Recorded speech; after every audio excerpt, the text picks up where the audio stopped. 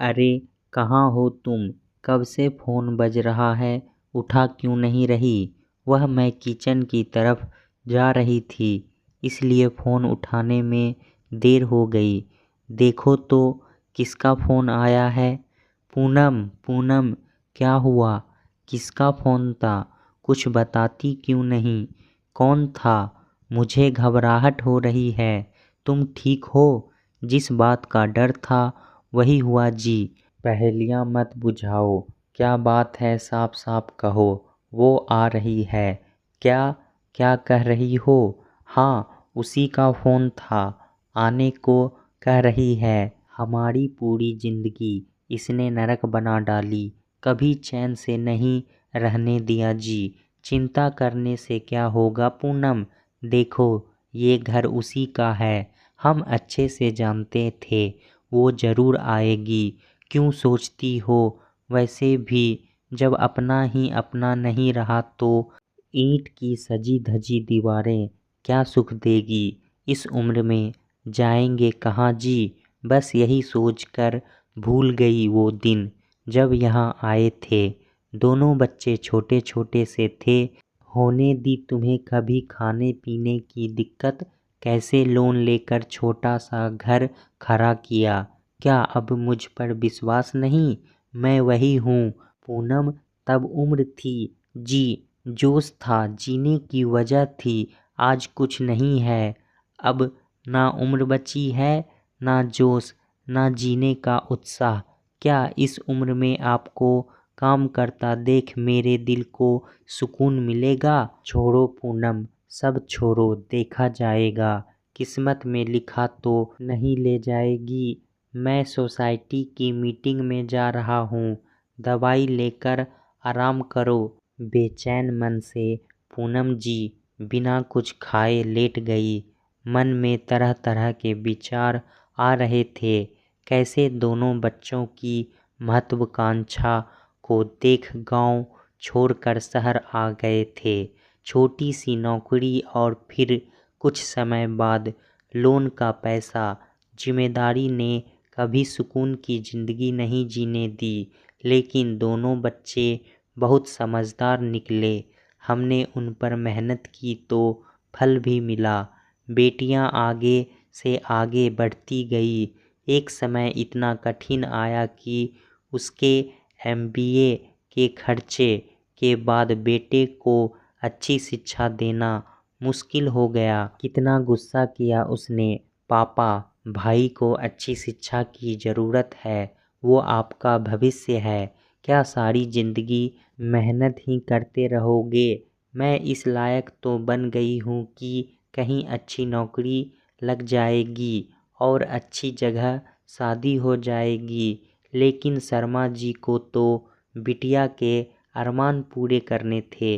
नहीं बेटा, तेरी चाहत से समझौता कभी नहीं। भगवान ने यहाँ तक पहुँचाया है तो आगे का रास्ता भी सुझाएगा। बिटिया ने एमबीए के बाद एक अच्छी मल्टीनेशनल कंपनी ज्वाइन की और फिर अच्छे घर शादी हो गई।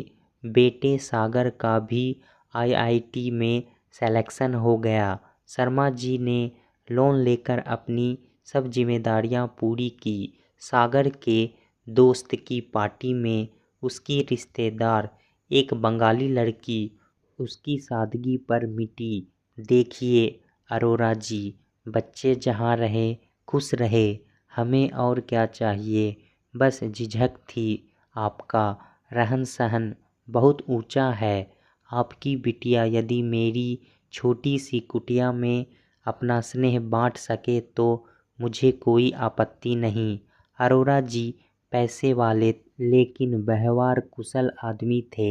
जब बिटिया ने सागर का बताया, मैं मिला उससे, बहुत अच्छे संस्कार हैं। उसके सादगी, सौम्यता और तहजीब कूट कूट कर भरी है।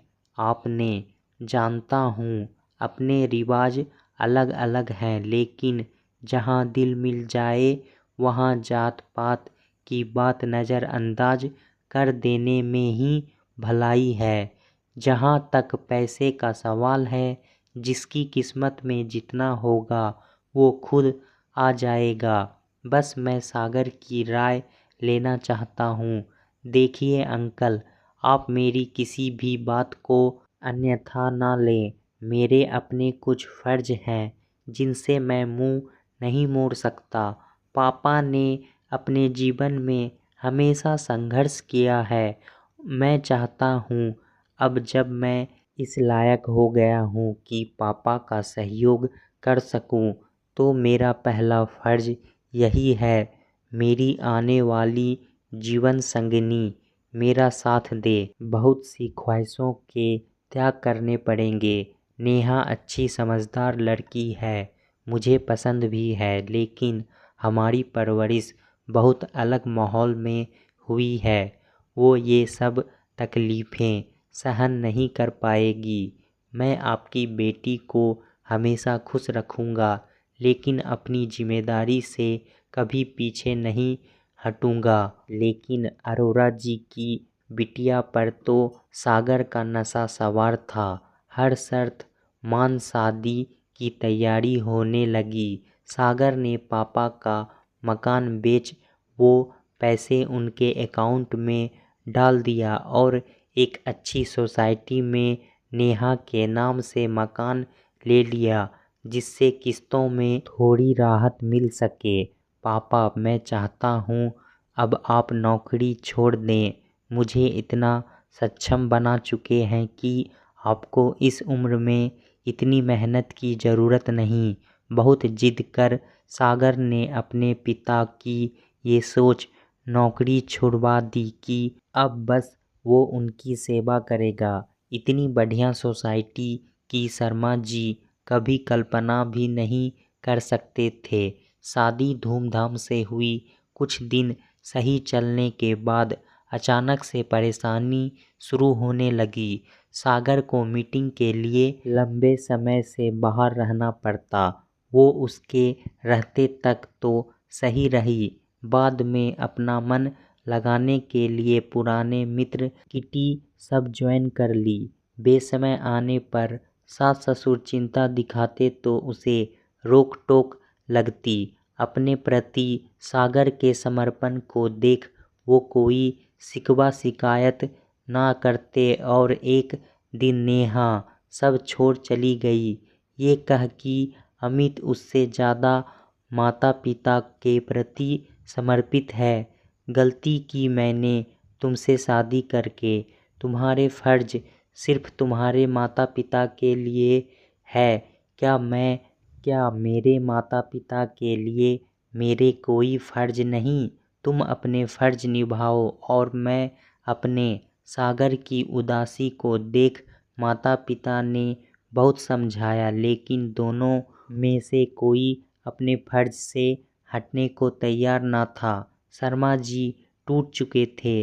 सादगी से जीवन जीने वाले शर्मा जी ने हमेशा बेटी को पति के कदम से कदम मिला चलने की राय दी और आज बेटे को कसम दे बहू के पास भेज दिया। उनकी वजह से बच्चों में कोई तनाव ना हो। दोनों अकेले रह गए। एक आलीशान घर और हर सुविधाएं कमी थी तो अपनों की दीवारें काटने को दौड़ती थी। एक दिन शर्मा जी बीमार हुए, तब सागर माता पिता के पास आ गया। पता चला उन्हें कोरोना हो गया था। उनके ठीक होने के बाद सागर चपेट में आ गया। हल्का इन्फेक्शन था। आज जब तबीयत ढीली लगी तो नेहा को बुलाया गया। नेहा उसे ले एक हॉस्पिटल से दूसरे में पहुंची, लेकिन कोई हॉस्पिटल उसे लेने को तैयार ना हुआ। सांस तेज चल रही थी।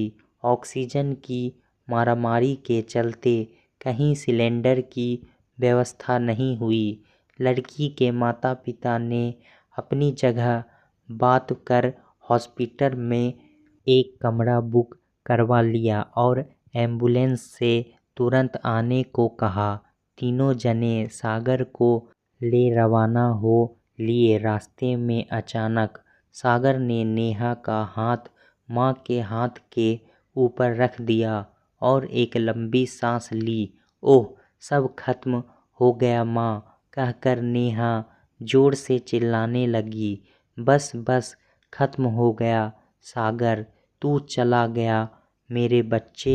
क्या तुझे अब अपने माँ बाप को तकलीफ़ में देख तकलीफ़ नहीं होगी? बोलते बोलते पूनम जी वर्तमान में लौट आंसू पोंछने लगी। ट्रिन ट्रिन, माँ क्या बात है, तबीयत ठीक है? बिटिया का फ़ोन था बेटा, उसका फ़ोन आया था, वो आ रही है। चिंता मत करो माँ, मैं कल ही आपके पास पहुँच जाऊँगी। देखती हूँ कैसे आप लोगों को परेशान करती है। आज पूनम जी को चारों तरफ अंधकार नज़र आ रहा था। अगले दिन बेटी के आने से मन लग गया। उधर नेहा भी पूरी तैयारी में थी। देख बेटा, एक बार फिर कह रही हूँ, मत जा, भूल जा सबको। जो तेरा था वो चला गया। तू पहले भी जिद कर जा चुकी है। यदि इस बार हमारा कहा नहीं माना तो हमसे कोई उम्मीद मत करना। सब यही ख़त्म कर, तेरे सामने तेरी पूरी ज़िंदगी पड़ी है। नहीं माँ, सोच लिया, जो काम अधूरे रह गए हैं वो पूरे करने हैं। मैं ज़रा कुसुम आंटी से मिलकर आती हूँ। सागर के जाने के काफ़ी समय बाद नेहा ने खुद को संभाला। ट्रिन ट्रिन, अरे नेहा दीदी, आप आइए ना। मम्मा, नेहा दीदी आई है। तुम कब आई रूपा? दीदी, पिछले कुछ समय से यही हूँ। माँ पापा की देखभाल करने समय समय पर आती रहती थी। अब हम दोनों यहीं आ गए हैं। लेकिन सोम तो अपने पेरेंट्स के साथ रहता था, वो भी तो अकेले हैं। अब उनकी देखभाल, उन्हें मेरा बार बार यहाँ आना पसंद नहीं था। मैं उनके नियम में बंध नहीं जी सकती थी। इनका बाहर का टूर लगा रहता है। ऐसे में इनके बिना अकेले वहाँ रहना बहुत कठिन हो गया था। फिर बिन साजन ससुराल कैसा? देखो रूपा, बुरा मत मानना, मेरा अपना अनुभव है। मैं यही कहूँगी, जो गलती मैंने की वैसी कभी मत करना। जानती हूँ तुम इकलौती औलाद हो, लेकिन ये भी सच है कि तुम्हारी जितनी मजबूती से परवरिश की गई, उतना ही मजबूत ये लोग होते गए, क्योंकि ये जानते थे एक उम्र के बाद खुद की देखभाल खुद ही करनी पड़ेगी। और वही दूसरी तरफ एक लड़के के माता पिता ये सोचकर अपना समय बिताते हैं कि बेटा बुढ़ापे का सहारा बनेगा। असल में वो शुरू से बुढ़ापे की आस अपने सामने देखते हैं। मदद करने के कई बहाने होते हैं। मैंने भी समाधान से ज़्यादा एक तरफा रिश्ता निभाया और एक बेटे को अपने माता पिता से दूर कर दिया। वो मेरा साथ होते हुए भी कभी मेरे साथ नहीं रहे। अपना घर, अपना परिवार संभालना, अब अपने के फ़र्ज पूरे करने में उनका साथ दोगी। वो खुद ब खुद तुम्हारे फ़र्ज अपना लेंगे, जिससे समाज में उसकी भी जगह बनी रहेगी। अगले दिन नेहा ससुराल रवाना हो ली। किसी के चेहरे पर कोई खुशी न थी। अब क्या लेने आई हो भाभी? ये घर बस कितना और गिरोगी? माँ के कदमों में झुक बोली। आपके छोटे अमित को लाई हूँ माँ। उसे अपनाएंगी नहीं? उसे भी अपने दादा दादी के संस्कार चाहिए। मैं जानती हूँ मैं बहुत बड़ी गलती की थी, मुझे माफ़ कर दीजिए। पूनम जी पिघल गई और उसे सीने से लगा। दोनों ने अपना दर्द आंसू में निकाल दिया। भाभी, यदि फिर मोह में बांधकर आपको पीहर याद आ गया तो ये लोग तो बिल्कुल टूट जाएंगे। जब भैया थे आप तब नहीं रहीं, क्या रह पाएंगी साजन बिन ससुराल। सही कहा आपने, दोनों तरफ की जिम्मेदारी अब मेरी है। मैं किसी से मुंह नहीं मोड़ूंगी, लेकिन अब अपनी जिम्मेदारियों से भागूंगी नहीं। अब समाधान ढूंढूंगी। नहीं बेटा, हम इतने स्वार्थी नहीं हो सकते। तेरे सामने पूरी जिंदगी पड़ी है, बहुत छोटी है अभी तू, लेकिन आज से तू हमारी जिम्मेदारी है। तेरे भविष्य को सुरक्षित करने का जिम्मा हमारा है। आज चारों तरफ खुशियाँ थी, लेकिन खुशियों की वजह सागर वो साथ नहीं था। वक्त कब क्या करवट दिखाए कोई नहीं जानता। दोस्तों, परिवार में एकजुट होकर रहना चाहिए। बुरे वक्त में एक दूसरे का साथ देना चाहिए। अगर कोई सदस्य आपका बुरे वक्त में साथ दिया है तो उसके साथ कभी भी गलत नहीं करना चाहिए। परिवार की खुशी में ही सबकी खुशी होनी चाहिए। दोस्तों, कहानी कैसा लगा हमें कमेंट में ज़रूर बताएं। इसी तरह की पारिवारिक कहानी सुनने के लिए हमारे चैनल को सब्सक्राइब करना ना भूलें। धन्यवाद।